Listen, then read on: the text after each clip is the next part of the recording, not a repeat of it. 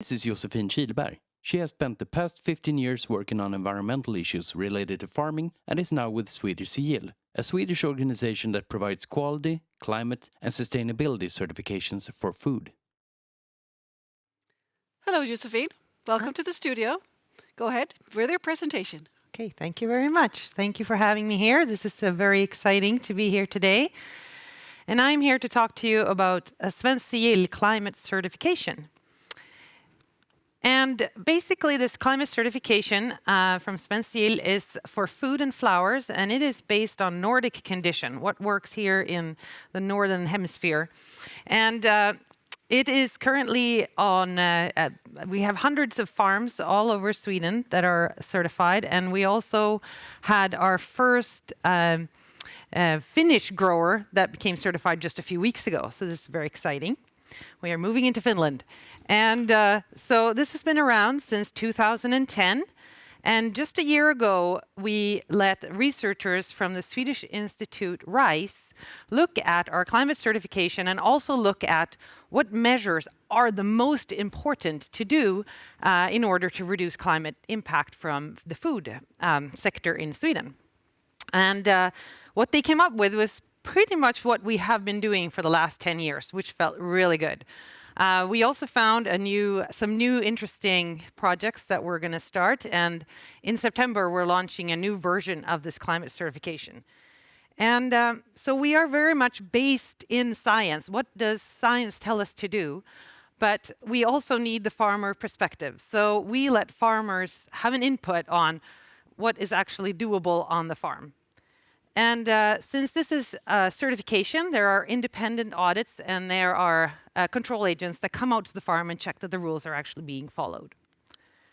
So what it comes down to is a food label that is currently on hundreds of items, and this is a great value for consumers. You can find it in grocery stores, flower shops, etc., all over Sweden. And many consumers are looking for items that will have a lower climate impact. And what you can do is look for this label, and it will be sure you can be certain that this has a lower impact than a comparable food. So we are very much focused on the production. So what is actually being done then? Well, the farmers are doing a great job with this, and what they do is focus on the measures that have the biggest impact, as well as the ones that are possible to change. So having as much output as possible from a farm is very important. We make inputs to the farm, and we also have to have the output. So healthy plants and animals is key. We also have measures on feed choice and fertilization. And fertilization is important because you can have nitrous oxide emissions come from when you fertilize the plants. And this is a very powerful greenhouse gas. Whatever we can do to reduce this is very important. So we focus very much on what can be done to optimize the plant's health and growth. And we also have rules on energy efficiency.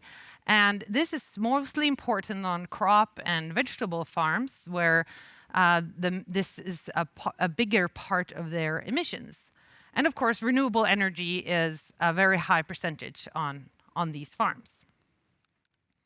But we cannot only look at climate change because we might do damage to our planet in other ways. It is very important that we keep track of other sustainability issues, which is why we have rules that mean that the farmers have to increase biodiversity in the agricultural landscape in different ways. And we also feel very strongly that if we are going to eat meat and eat animals, then we need to make sure that they have not only been healthy, but also been able to express their natural behaviors. And we want to also reduce the risk of nutrients leaching into lakes and rivers and oceans. And when we do need to irrigate, we make sure that it comes from a sustainable source.